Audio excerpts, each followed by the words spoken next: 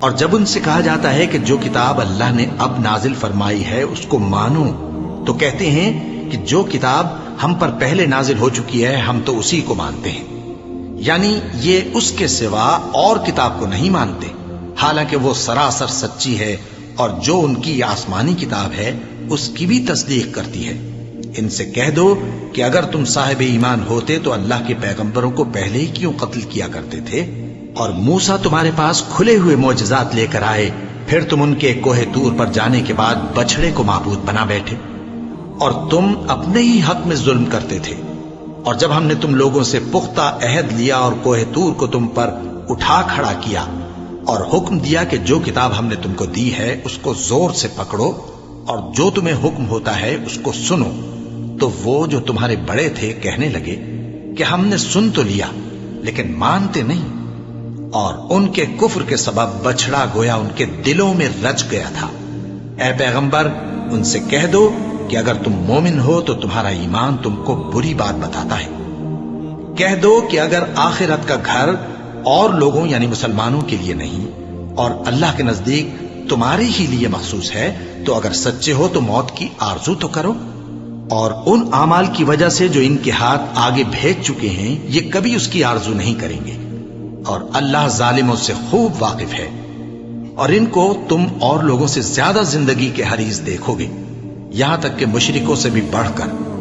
ان میں سے ہر ایک یہی خواہش کرتا ہے کہ کاش وہ 1000 برس جیتا رہے،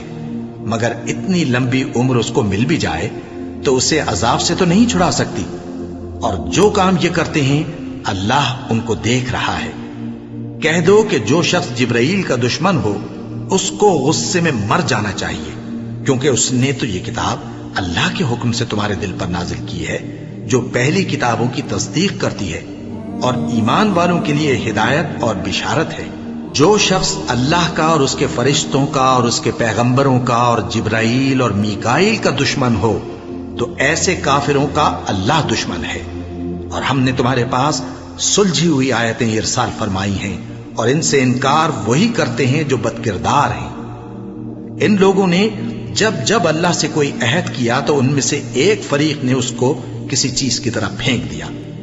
حقیقت یہ ہے کہ ان میں اکثر بے ایمان ہیں، اور جب ان کے پاس اللہ کی طرف سے پیغمبر آخر الزمان صلی اللہ علیہ وآلہ وسلم آئے اور وہ ان کی آسمانی کتاب کی تصدیق بھی کرتے ہیں، تو جن لوگوں کو کتاب دی گئی تھی ان میں سے ایک جماعت نے اللہ کی کتاب کو پیٹ پیچھے پھینک دیا، گویا وہ جانتے ہی نہیں، اور ان چیزوں کے پیچھے لگ گئے جو سلیمان کے عہد سلطنت میں شیاطین پڑھا کرتے تھے۔ اور سلیمان نے مطلق کفر کی بات نہیں کی، بلکہ شیطان ہی کفر کرتے تھے کہ لوگوں کو جادو سکھاتے تھے، اور وہ یعنی بنی اسرائیل ان باتوں کے بھی پیچھے لگ گئے جو شہر بابل میں 2 فرشتوں یعنی ہاروت اور ماروت پر اتری تھی، اور وہ دونوں کسی کو کچھ نہیں سکھاتے تھے جب تک یہ نہ کہہ دیتے کہ ہم تو ذریعہ آزمائش ہیں، تم کفر میں نہ پڑو۔ غرض لوگ ان سے وہ چیز سیکھتے جس سے میاں بیوی میں جدائی ڈال دے، اور اللہ کے حکم کے سوا وہ اس چیز سے کسی کا کچھ بھی نہیں بگاڑ سکتے تھے، اور کچھ ایسے منتر سیکھتے جو ان کو نقصان ہی پہنچاتے اور فائدہ کچھ نہ دیتے، اور وہ جانتے تھے کہ جو شخص ایسی چیزوں یعنی سحر اور منتر وغیرہ کا خریدار ہوگا اس کا آخرت میں کچھ حصہ نہیں، اور جس چیز کے عوض انہوں نے اپنی جانوں کو بیچ ڈالا وہ بری تھی، کیا اچھا ہوتا جو وہ اس بات کو جانتے۔ اور اگر وہ ایمان لاتے اور پرہیزگاری کرتے تو اللہ کے ہاں سے بہت اچھا صلہ ملتا، کیا اچھا ہوتا جو وہ اس سے واقف ہوتے۔